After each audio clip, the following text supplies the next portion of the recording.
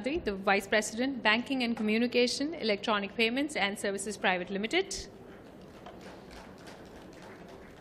And to moderate the session, we have with us Mr. Patrick Kishore, the CEO, Institute for Development and Research in Banking Technology. Can we have a round of applause and welcome Mr. Kishore on stage. Thank you very much, everybody, for joining us on the panel. And with that, I'd like to hand over the session to Mr. Kishore. Good afternoon, everyone. Welcome to the post-lunch session. I think some people are still having lunch, but then in order to stop you from dozing off, I think we'll have some lively discussion today. Now, to begin with, this title itself sort of flummoxed me. We keep talking about financial inclusion, but here is a word, financial unreachability. Now,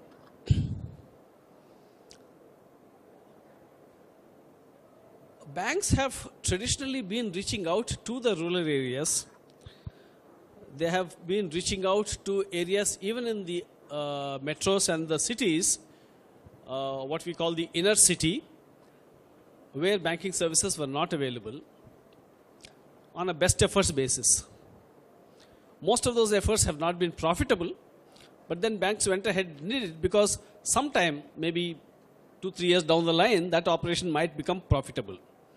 But all of a sudden, we had this huge national initiative for the Jan Dhan Yojana, where the target is that every Indian household must have at least one bank account.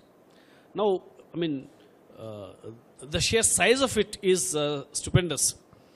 When you think about a population of 125 crores, make that about 30 crores, 40 crores households, and it's a stupendous number. But because of the commitment shown by banks, a large part of the target has been reached, and I think there's going to be an announcement on the Republic Day, 26th January, that the scheme is a 100% success, that every household has a bank account. Fine.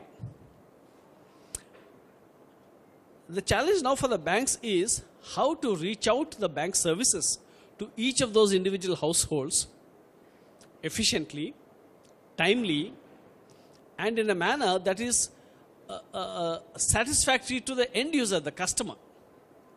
So here we have a contradiction. On one side, bank says it's very difficult to reach out to all those people. The other side, we say that we want to do it. So I'd like to start with Aruna. How do you see this challenge? And to what extent do you think we can succeed in this? So thanks, Patrick. Good afternoon, everyone. You know, like you said, on one facet at least, it's already a success in the sense that some 11 crore accounts have already been opened, which possibly would not have been opened without this kind of a push and program.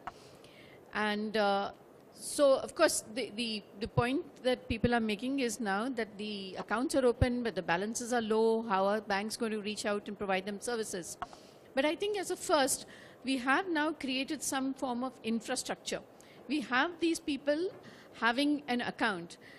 It's now up to both the government and the banks to try and leverage this infrastructure, if you will, to get these people to get banked.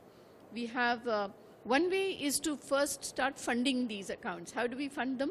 Well, the people who own them, of course, will fund them. But also, as you know, we've been talking about subsidies being brought to these people in an automated fashion. So once we enable the subsidies reaching these accounts, it automatically becomes a pool from which the account owners will start to use things. Then banks, other financial institutions can start offering other services on it. You know, I don't want to get into too much of it, but it's not just ATMs, but then, you know, hopefully we start to educate them on plastic, that is debit cards, credit card, prepaid things. I think I'll give the others a chance to start talking about it, but there are a lot of already things that we have initiated for rural areas where people have just, you know, bare minimum accounts, but by providing them prepaid cards, they're able to not just pay for things, but actually get paid. I'll just give you one example. For example, there is an association, a corporation of milk farmers who every day come to the society with 2 liters of milk, and they need to get paid.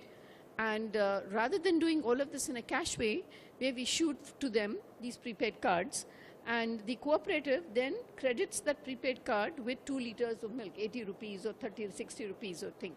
And his funds then build up.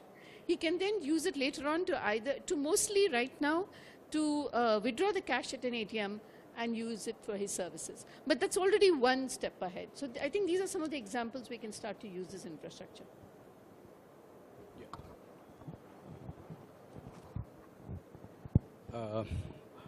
Good afternoon, ladies and gentlemen. Good afternoon, Patrick and delegates here in the conference. I'm Tyagarajan Seshadri. It's a good beginning. Our chair here was starting with Prime Minister's Jandan Yojana. Let me start with a prelude to this. I have been associated with this PMJDY also as a participant from the ATM industry. The prelude is, I will start with a quote of Achhe Din Aur Here. And Achhe Din Aur Here, just not for the coming days, and I believe that it's going to stay back. Having said, let me quote from the great Professor C.K. Prahlad's Bottom of Pyramid, Getting at the Bottom of Pyramid, which is all about financial inclusion and which also is our topic today of removing the financial unreachability. There are many documents and materials available on financial inclusion with so many data points. Today, the government's effort to really reach to those in the unbanked areas and those who do not have accounts have materialized in a way with initial start of the mission mode program of Jandan Yojana. Today I have my delegates here talking about Jandan Yojana clocking about 11 crore accounts with close to 9,000 crores deposit with a RuPay card.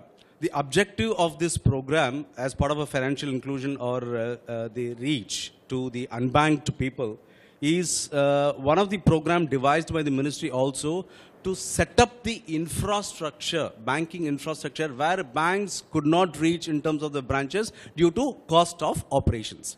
One of the programs they devised is what is called a common procurement program of installing ATMs in the remote areas. This program was initiated just a couple of years back, and being part of the program, I could give you some numbers.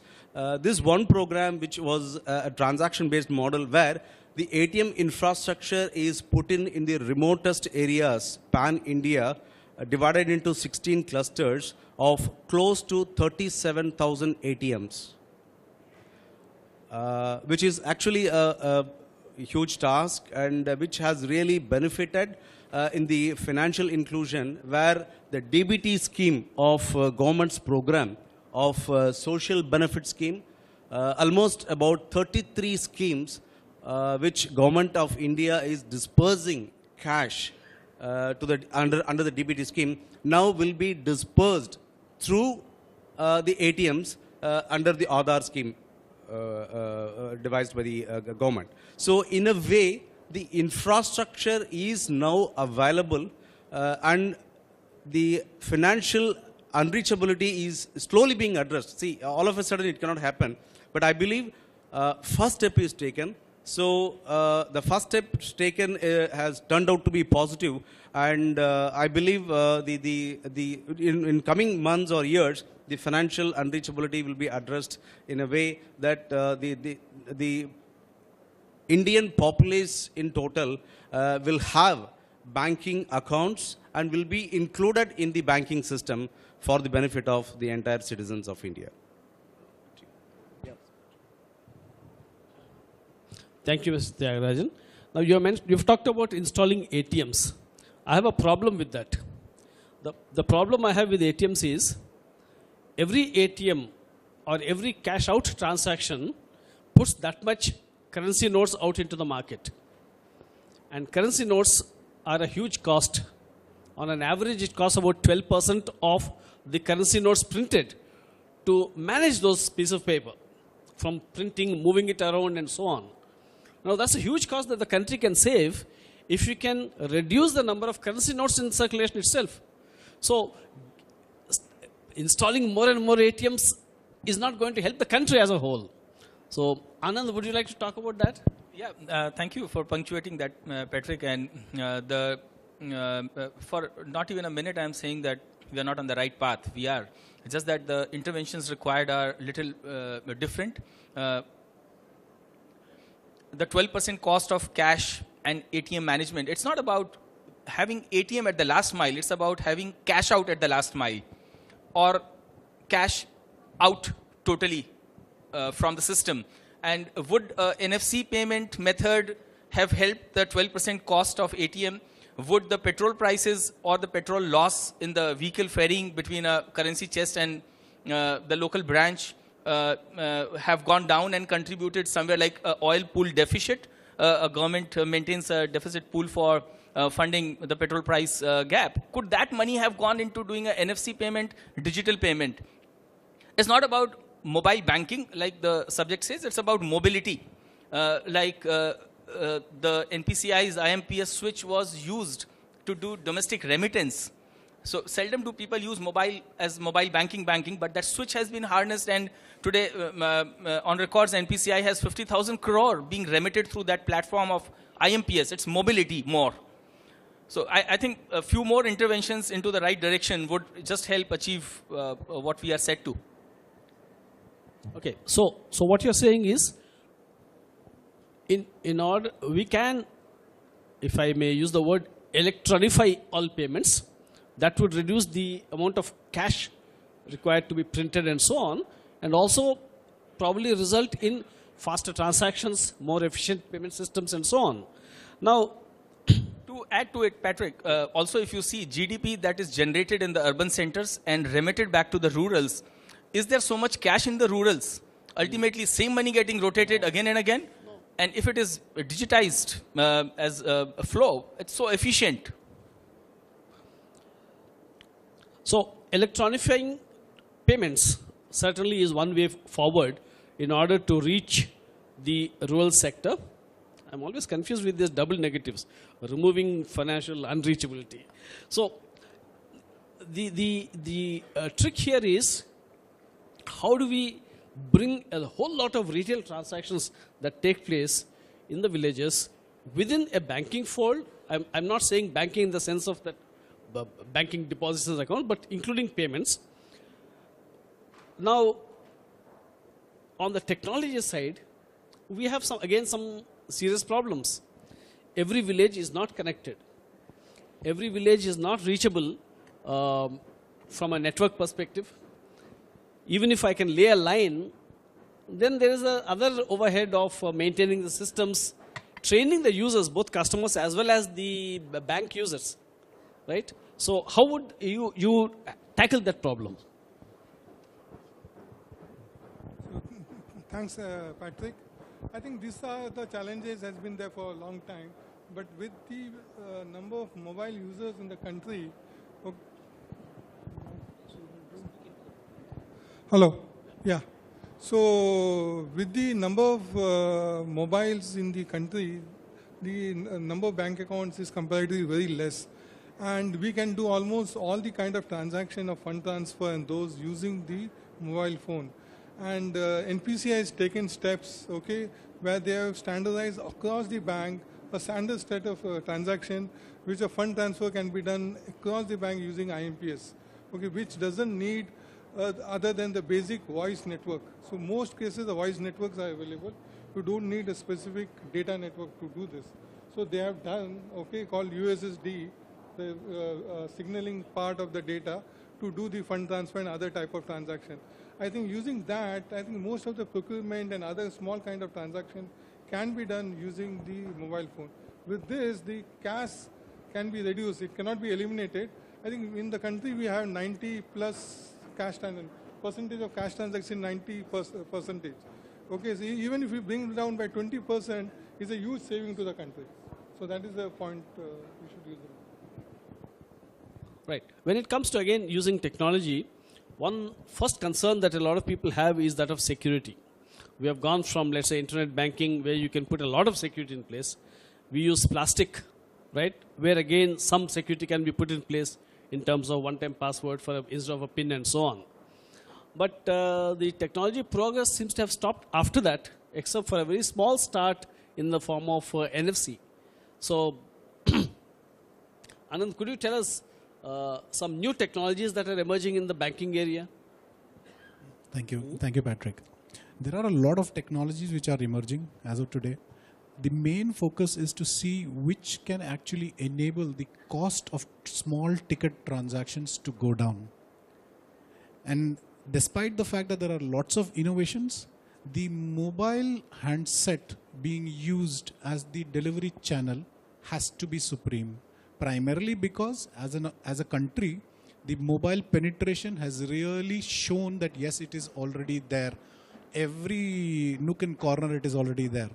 So technology like USSD initiatives or a single platform, mobile platform for emanating a transaction, closing a transaction, a common platform for all banks to come on board allows a large technology focused bank and a small rural bank also to come onto the same platform.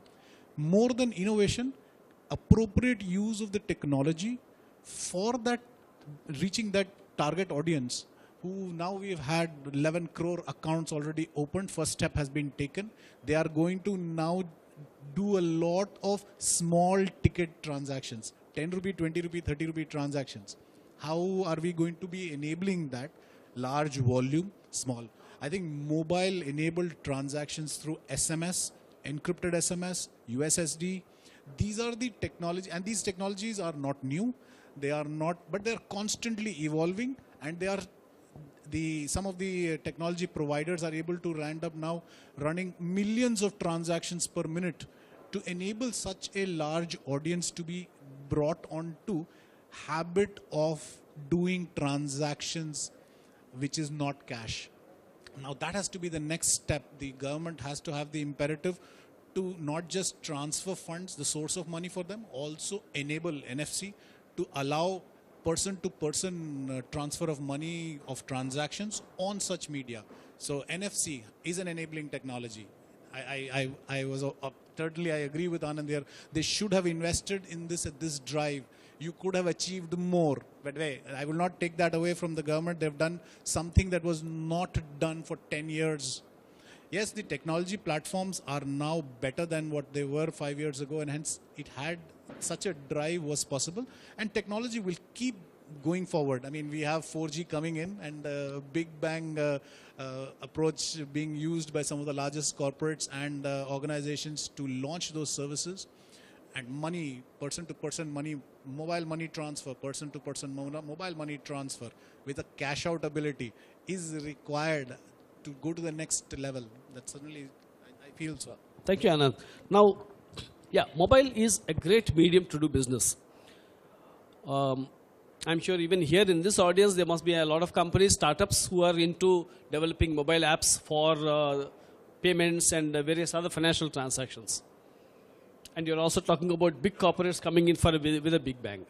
Now, all these initiatives cannot work without a tie-up with a bank. Because at the end of the day, a payment system requires settlement, right? And for settlement, every technology company must team up with a bank. Otherwise, the bank will not allow that app to connect to the bank system. So there is a need for, say, people like the settlement organization like the NPCIL or maybe even the CCIL or even some banks.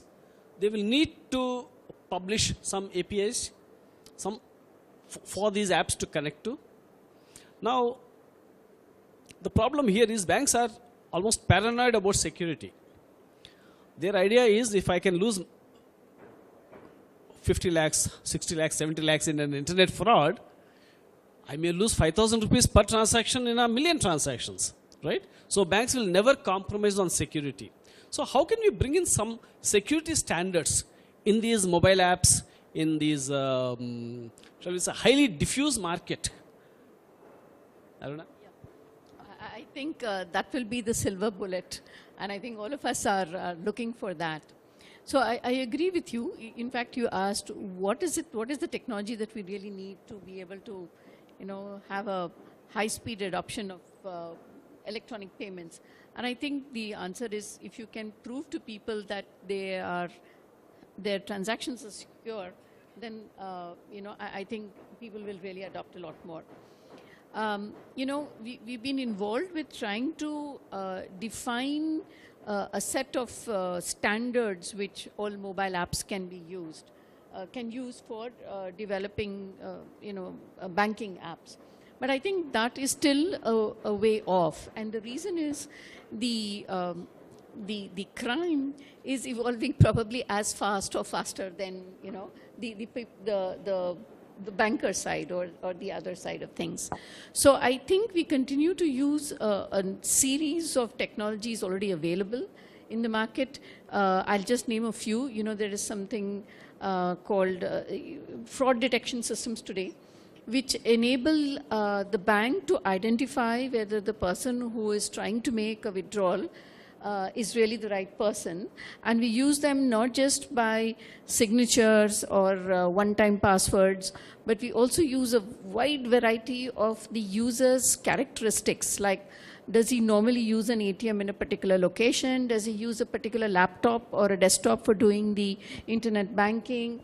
Or does he normally do an RTGS transaction or NEFT transaction for 5,000 rupees, and today he's doing it 50,000 rupees. So you develop a profile of the customer, and if a transaction that comes in doesn't match that or gives you a feeling that it's not, and all of this is done electronically, then you challenge and try to get the customer to give you more information about himself before you can release the transaction.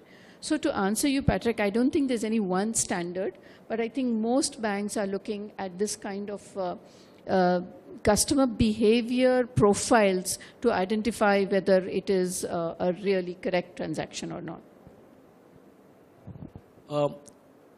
So when there is a wide variety of apps independently developed connecting to the bank, do you think there's room for some kind of standardization, either in the message structures or in the way the data travels over the air? All right. Anand, any thoughts on that? Yeah, a lot of it actually. There is an amazing amount of work being put in by some teams who worked with UID earlier, and Nandan is leading that initiative. There is a concept of unified APIs, which is being worked by NPCI under the umbrella of NPCI, which will enable trusted third parties to promote payment apps connecting into various bank accounts. But that said, and Aruna says that each bank is paranoid in its own style about transaction patterns and security, and there are varieties of paranoid methods of payments, if one were to say. And there is a firm belief that there is a seriousness in banking and safeguarding that amount which is in the bank account. And seldom would one want to come up exposing his bank account with even a lakh rupee back there through a method which he's skeptical about. But there is a merit in having a stack of prepaid solutions which interfaces with the bank account and allows a user to do impulse-oriented quick payments, which is convenience, on tap, friction-free, and is just like here and now. And that is what probably is something which is going to differentiate the urban markets. Unfortunately, what I say is a self-killing prophecy for the rural, because that is a disciplined market. And a customer is happy going to a bank today, waiting and depositing money once a month, withdrawing it once a month. So while what technology does in terms of convenience, it also spoils the discipline. I'm sure all of us would have seen the banks when we were to withdraw 3 times a month, that was permitted. Now every week you can go and withdraw at ATM. So it eases out your methods of engagement, and it makes you, indisciplined is a wrong word probably, but it helps you to incur that 15 rupee cost for every ATM transaction, however classically stupid it could be. But people are doing it, and I'm sure everyone in the room does 2 or 3 transactions at ATM a month. And I know a bank's ATM vendor in charge who says I do 8 because I earn money out of it. That said, there is a major impediment in digital payment as well. And there are a lot of self-killing prophecies that we are talking about here. I don't know what the road will open up to. The retailer at the last mile is not going to accept digital payments because he gets taxed. He has to go through a tax audit if he exceeds 40 lakhs or something of turnover in a year. I don't remember vaguely from my old days. 40 lakhs, right? And a digital payment helps him get through more money with more ease. And he's saying, I'm okay incurring 20 paisa cost to deposit my cash in the bank rather than incurring 1.5% cost of digital payment acceptance through card, POS terminal, and for sure 30% tax accounting, which I don't care for. I don't know how we tread that path and diffuse that tension in retail payment acceptance. I have another problem. In the old days when we were doing business directly with the bank, let's say drawing money with a check and so on, the bankers as well as the drawer of the check enjoyed certain amount of protection by the law by the definition of what's called payment in due course. Now this is a very clearly defined law, settled in law. Bank is happy complying with that. The check payer as well as the payee both are happy with that law. Now when we come to electronic payments, what is payment in due course? Harish, you want to talk? I think all the payments, I think due course means almost immediate now. Okay, and the settlements also immediate. There's no time lag in that sense. So I think the customers at the end of the day, are they protected, okay, when they make the payment to the right customer? Is the question needs to be asked, okay? So if that protection is available, okay, and that's enough means where the customer are protected, I think that solves the customer problem. Unfortunately, that's not true. In ATM scenario today, someone comes and complains that, hey, I did not withdraw money from my ATM. And the rulings say both ways, of course, that banks need to pay him back. But the RBI has come out with that... both-sided. With a guideline saying that now the benefit of doubt is given to the customer. We need to settle with the customer first. Yeah, but customer denying that I did not do this transaction. So we'll have to pay that customer first. You have to pay the customer. So where is payment in due course evaporating? So the burden of proof lies with the bank that they have paid correctly. All right. Otherwise, what happens? The party which has been negligent will have to bear the loss. Oh no, the banker being diligent also have to incur the loss. That's the whole point. So you can't win. Yeah, so the banks will take steps to protect. Okay. So I think this is one grey area that needs to be, because that Negotiable Instruments Act and the Payment in Due Course, all these things, they belong in a totally different generation. Patrick, here there is another very important point. In this new bank account holders, 11 crore of them, the ticket size of their transactions are going to be small. much smaller, is anticipated to be much smaller. Hence the challenges of all the challenges that you're talking about are actually to try and meet the cost. 15 rupee cost of ATM withdrawing 50 rupees, it's not going to be sustainable. At some point of time, it has to be looked at how our technologies or bankers with brick and mortar model or through banker correspondence model or some other model of reaching them are able to reduce the cost of a per transaction to enabling them to actually make a transaction. Otherwise, what will happen is deposit once, discipline that they follow, yes, it is very true, they'll deposit once, withdraw once, and continue to use cash for all their transactions. Which is what has to be actually looked at as to how to make them transaction literate, transaction right. savvy. That's So- the main... So in this area of removing unreachability, we have looked at this technology that's available that can make things happen. There is a point after which it will probably even start making profits if you reach that critical mass of transactions. It will also help banks to attract a large number of customers who put through a lot of transactions, which makes the upfront investment also worthwhile. And we have also talked about some security standards that can be implemented in order for the entire transaction cycle to be secure. I'm still not comfortable with the vagueness about the payment in due course part. but still I think we'll work it out. There is still one issue. We develop all these products for the urban elite, right? Unfortunately, banks always follow this one size fits all. What is developed for the metros, we want to replicate that in a remote village. And the remote village does not talk English. They can't read the menu on your mobile phone also, right? So, to some extent USSD, but even in USSD the prompts are in English. So, is there a move or is there a need to do all these applications in the vernacular locally, right? So that, so how much, again, are banks willing to invest in that? Yes, I think you're absolutely right. It cannot be a one-size-fits-all. And we talked about the fact that we are getting out to the rural areas, and we have to try and make that profitable at some point for banks. Otherwise, nobody's going to. You can only put a stick so far. So I think banks have started to look at how we can service the needs of the rural customer better, so that the customer really wants the financial service rather than just having it pushed down. And I can think of at least a couple of areas where this is happening. And one is in the area of providing loans, right? Farmers, agricultural workers, all require loans, micro loans. So if we can find ways of dispersing a small loan, small ticket size loan to the people, there's actually, a real need for this. And Kotak has been working in this area for a long time.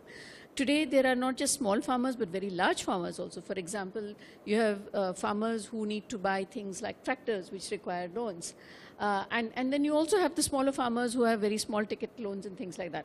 So technologies like the mobile ability to be able to go and collect the EMIs from the customer at the site, small EMIs, 100 rupees EMIs, and disperse to them a printed receipt so that there is no fraud of the person collecting money and not actually reaching back to the bank. These kind of products have been already devised and developed on the mobile platform and sent out. And similarly, for the larger customers, larger rural customers, we started to define things like, tractor loans and things like that, which are not just bank, but a lot of the, the BFSIs who are out there serving those markets. So I think there's absolute need to reach these, and prepaid cards. I think Anand talked about prepaid cards. The ability to provide prepaid cards on the business correspondent model is again another way of being able to serve the rural customers in a way that they really want, and not just pushed down. And I think that will enable us to become profitable in the long run. So my final question to Mr. Tyagarajan. Mr. Tyagarajan, do you think banks are doing enough to talk to their customers in their own language? And how can technology help? Yeah, Patrick, it's a good question. From the ATM perspective, I can say that today the language is much more localized than English. Today, a customer can have a preference of getting a customer receipt in the language that he prefers. I'm sorry. So to that extent, Yeah, I forgot the. yeah, to that extent, the language is also localized. And the other part that I would like to convey here as part of the financial unreachability is also that I believe there is a missing element of financial literacy to the rural masses. If that is taken care or by the branch or by the BC on how to operate even an ATM and how to keep the PIN secure so that they do a transactions when a DBT transfer happens to the beneficiary, this amount of transactions will increase the, resulting into more operations, resulting into more benefits to the customer, and thereby the service provider can also sustain because the cost of operations is taken care by more transactions. So I believe the financial literacy plays also a major part in ensuring that rural masses does repeat banking transactions and get much more banking products to benefit on their own. Thank you. I think we'll stop here and see if the audience have any questions to ask. One or two questions, not too difficult.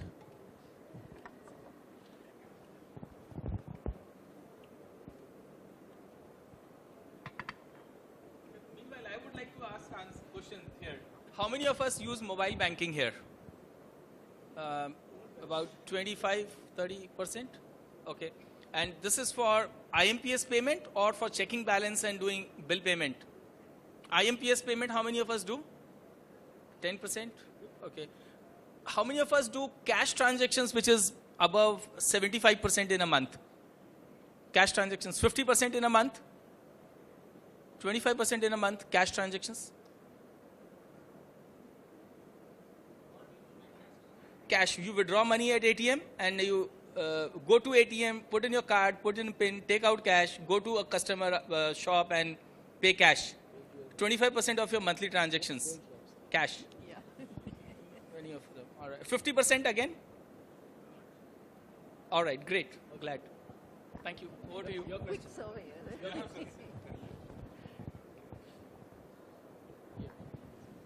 Yeah, very good afternoon again. This panel seems to be very mind-blowing questions. Again, lots of questioners again crop up in a mind. Anand, Patrick, and Aruna. I think these three people can able to answer me. You have thrown so many questions. Today, when you are saying that you can work to the farmer's market of small farmer in a village, there is a small cooperative bank started by Ilaben, which I have seen personally, that is Seva Bank. Has small people, milkman lady, can able to serve with a card what Anand has mentioned. That's point number one. Point number two, what is Anand is saying, it's right. When we go to the shop, as a being lady, as a housekeeping lady, forget about the professionalism. When we go to the market, they said, we don't want a card, we want the cash. At the same time, Mr. Patrick question says 12%, which is RBI figure says 13.4%. The cash currencies, this is the exact figure by RBI, is giving where we will stand at the cost-wise or the production-wise. People are refused to collect the cards, whether it's a debit or credit, whatever the limit, because they are worried for, again, the income tax to be department to be interlinked, cyber problems, risk management. Now, when he's saying that 3 transaction, 4 transaction, interlinked bank will be charged or not charged, that is also questions right now, strong questions going on.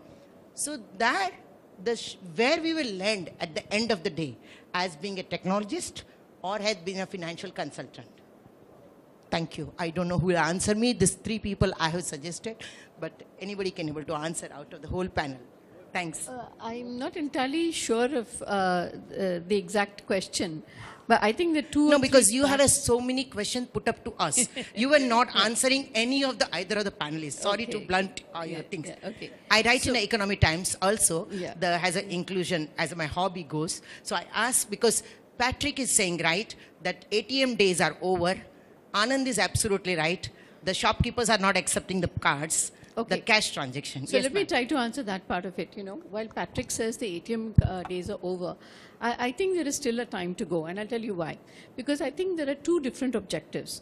One is to decrease the amount of cash notes in circulation, right?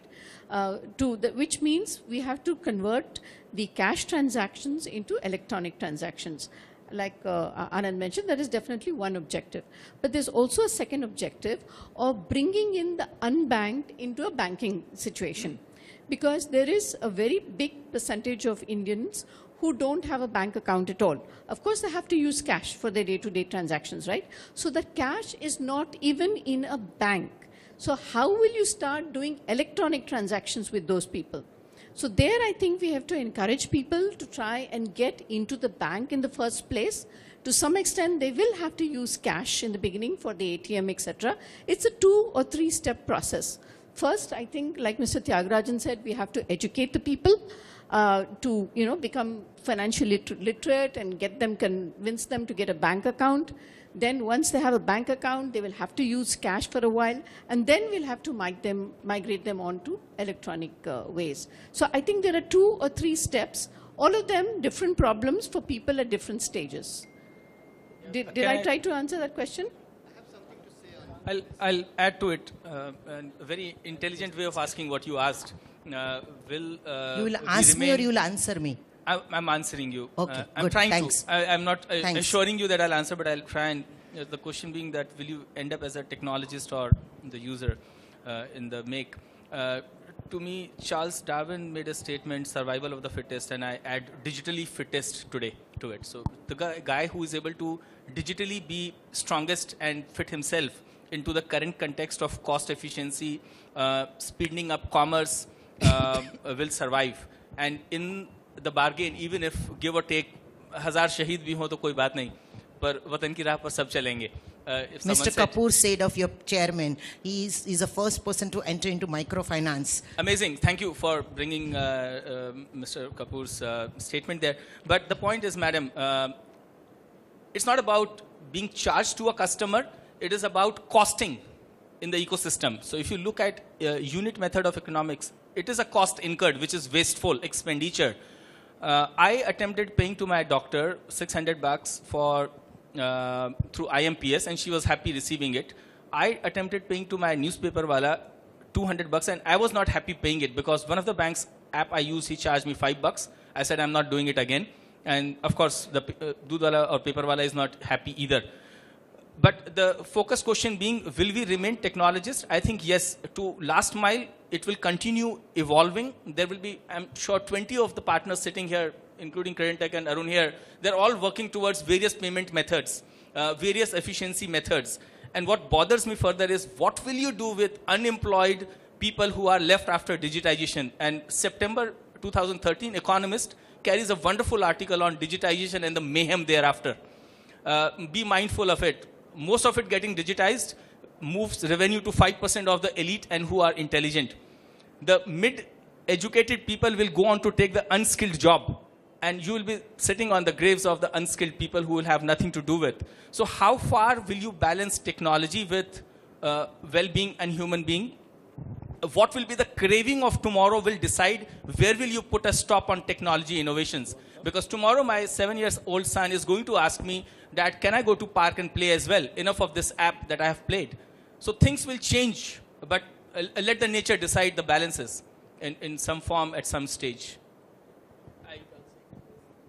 The question of avoiding tax and everything, it is what Anand said, is survival for the fittest.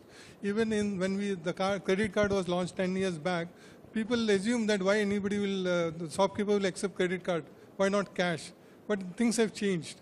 So when the competition comes in and they get the benefit and they see the volume of business, people will accept cards. Okay. So the question of avoiding tax or the cost No, is Harish, high. my question was not that way. Please try to understand. He said that this was a thing. My question was not that. You have raised so many questions to us in our mind, very mind-blowing. Absolutely agree. Today in a remote village, the Seva what is doing, Kotak is going to go there. Okay, in the same different villages. My whole question, where will be ending up when the cost of the currency is increasing, as per the Mr. Patrick says? The bottom line question is that, if you say that currency or the card, now here the difference. I'm not saying I'm the card user mostly as a professional lady. Where these small people will go, he's saying unskilled skill. I'm saying bank, unbank. My whole question, you have put so many questions to me. My only simple question, where will be lending tomorrow? 2015 or 2016, what is our Prime Minister has targeted? The cash transaction will come down. That is why we'll be going. That is the point. I'll just close this by talking about something that IDRBT is working on. Somebody was quoting Bill Gates, who said, banking is necessary, banks are not. All right? So I'm building on that. There will always be a cash economy. Currency notes may not be needed. What we are working on IDRBT is to develop a system of digital cash, which is not a payment system, it is a currency system. We are working on, the technology is ready, the security also is ready, but unfortunately this requires a lot of legislative changes to the Currency Act, to the Banking Regulation Act and so on, Contract Act, a lot of legislative changes are required. So we have started that dialogue now. Basically, it works like a wallet. Today, all the wallets that you know, they are operated by a wallet provider. That wallet, that funds are stored eventually in a bank account. What we have developed is, it does not require a bank account. So the money will move from one wallet to another wallet. in a centralized server which will be operated by Reserve Bank of India or one of their bodies. So that's the big idea that we have. We understand a similar experiment is already in the offing in Colombia, of all countries. So we are working on that. In fact, an academic paper was presented in an academic conference in Beijing last year. So hopefully we should be able to start a trial run in less than 1 year. So that takes care of your cash economy. So thank you very much.